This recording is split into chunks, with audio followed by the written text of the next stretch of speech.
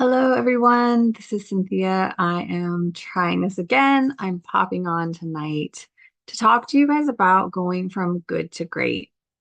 So, when you're healing and you feel better than you used to, but you're not perfect yet, you kind of get in this space where you feel like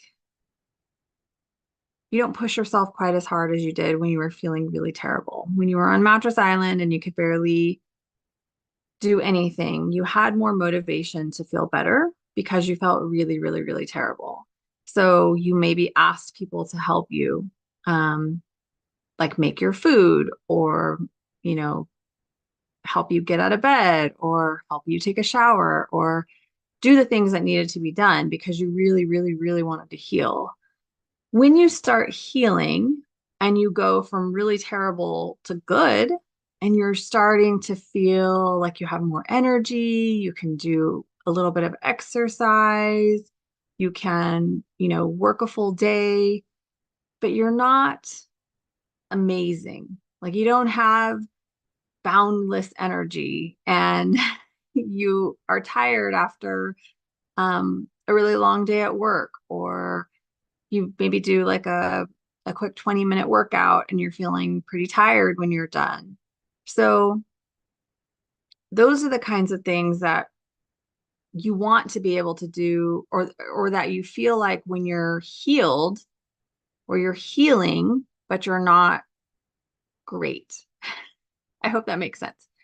Um, so really, in order to get from good to great, there's kind of an identity shift that you need to make. You need to actually see yourself as healed.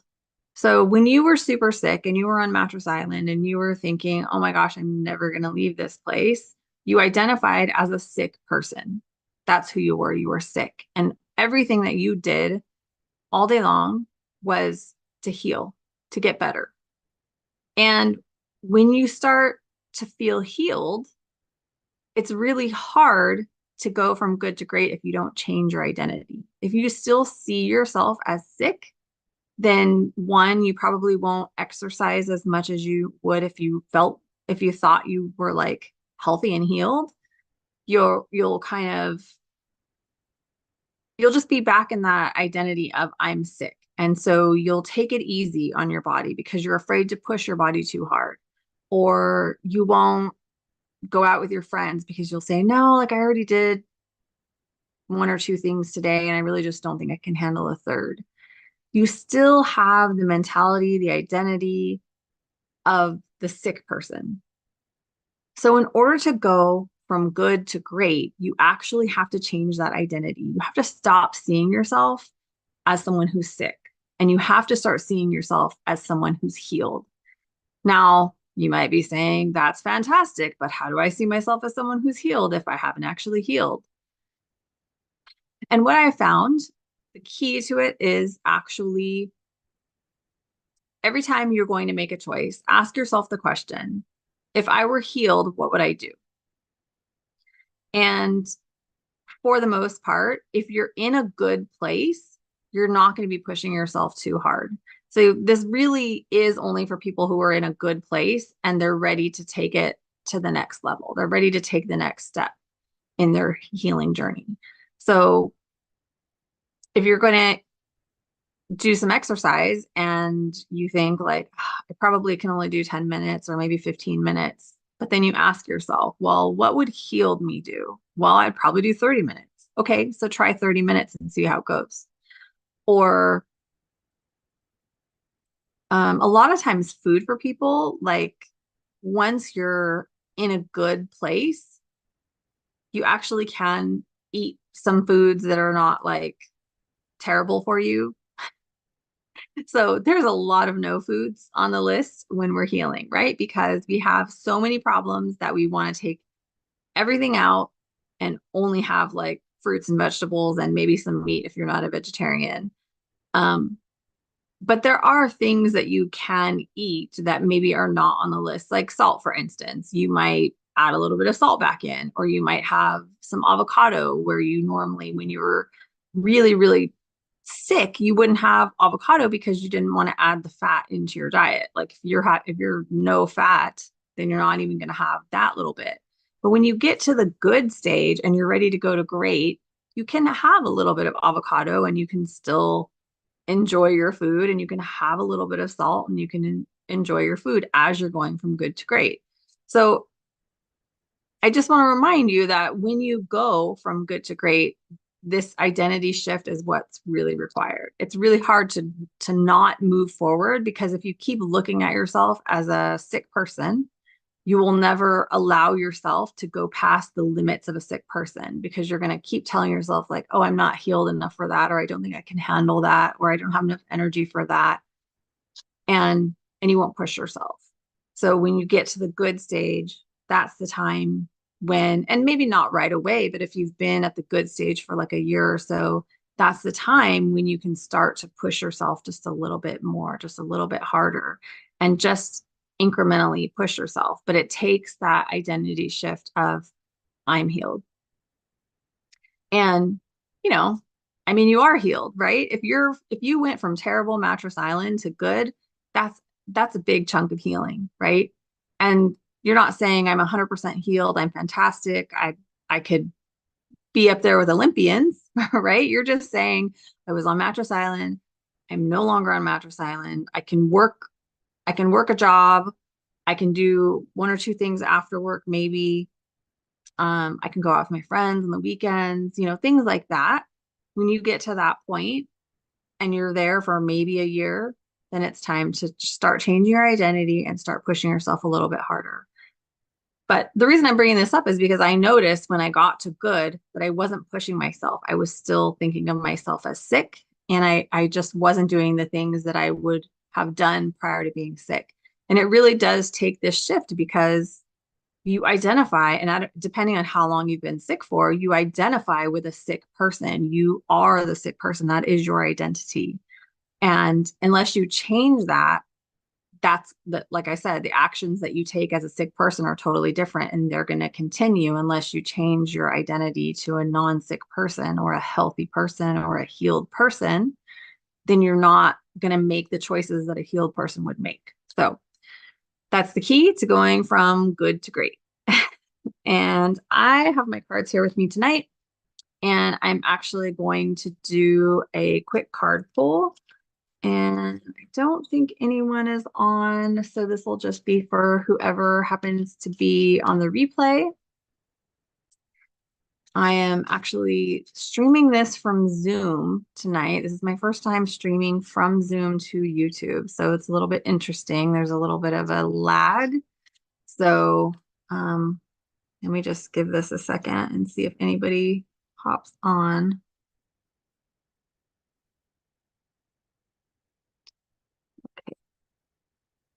I don't see anything in the chat, so I'm assuming that there's no one here right now, but that's okay, because I'm going to pull some cards for us anyway, and it'll be for whoever watches the replay. So I'm going to pull 3 cards. The first is going to be for body, the second one is going to be for mind, and the third one is going to be for spirit. And I will talk about them each after I pull them. So the very first card is balance. I don't know if you can see that. There you go. So balance, these are cucumbers, and balance is a perfect one for the body, because when you're out of balance, so many bad things can happen. So many bad things, right? If you're pushing yourself too hard, but you're not getting enough rest, your body's going to be out of whack. If you're having too much glucose and not enough sodium, your body's going to be out of whack. If you have too much sodium and not enough glucose, your body's going to be out of whack. If you're just exercising all day long and you're never resting, your body's going to be out of whack. So balance is the perfect one. So this is, when I pull these cards, it's always, well, not always, I won't say that. It is very often, most of the time, what your body is asking for. So this is saying your body is asking for balance. This second one is for mind, And this is empowerment, which is funny. I'm pretty sure I pulled this same card last time I did a card pull. So carrots and empowerment. So empowering your mind is all about actually taking the power back. And I think what we were just talking about, having changing your identity and using the power of your mind to make changes in your life is really important. And I think this card really is talking to that. So it's really all about how you see yourself in your mind. Like when you close your eyes, how do you see yourself? Are you a sick person or are you a healthy person, right? So this is in your mind, the empowerment that you'll feel when you change that identity and you start to see yourself as a healthy person is going to make huge changes, huge shifts in your life.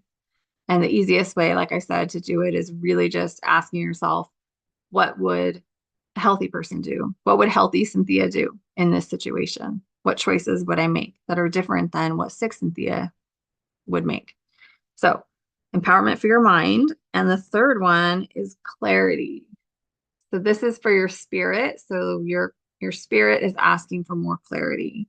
So because I pulled that during the spirit card, what I will say about that is for clarity, the best thing to do for clarity is either meditation, and it doesn't have to be sitting meditation, it can be walking meditation or journaling. Those two things always give me the most amount of clarity whenever I feel confused about something. Sometimes it really just takes me sitting um, in silence with my eyes closed. Sometimes the lights, down or off, depending on like if it's dark outside, then I'll just have the lights down, like dim. Um, and just sitting almost with no question because I feel like when I meditate and I ask a question, I get frustrated if I don't get the answer right away. So it's almost better to just be in silence and just connect with your higher self and just say hello and sit in the feeling of peace and oneness. And then usually after I'm done meditating, then I'll journal. And then whatever comes up is coming from the right place. It's not coming from my active mind. It's not coming from my questioning. I need an answer to this question now. It's coming from the place of the connection that I just had with my higher self. So, or my inner being, whatever you want to call it. I don't know what you call it. Everybody calls it something a little bit different. But really journaling to help me tap into that connection and get some answers that way is really helpful. So, best way to do clarity for me and probably for you. So that is about it. Oh, and I did talk about walking meditation or even just activities. It could be something like folding laundry or doing the dishes. Basically, a mindful activity where you're not talking to anyone, you're by yourself. There's no music. If there is music, it can be like wordless music. That's generally helpful. If you're having trouble, like if your mind is really spinning and you're having trouble stopping the thoughts, you can try that. But I wouldn't recommend having any words or having any people around because you can go for a walk, but if you're listening to a podcast, that's not going to be meditation because you're not connecting, you're distracted. The idea is to get rid of all the distractions so that you can actually hear what your inner being has to say to you.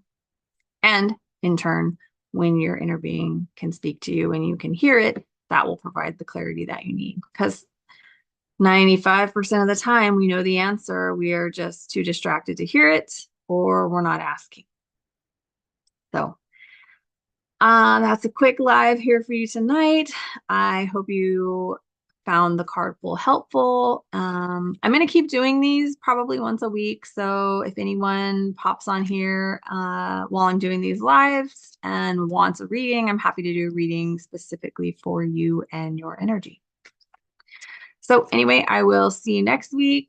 If you are not subscribed, hit the subscribe bell and follow along with me as I start doing more lives on YouTube. I was going live on Facebook a lot last year, and then I sort of slowed down, and so I think I'm gonna switch to YouTube. because I like it better over here. I just think it's a really good platform for videos. Obviously, it's made for them.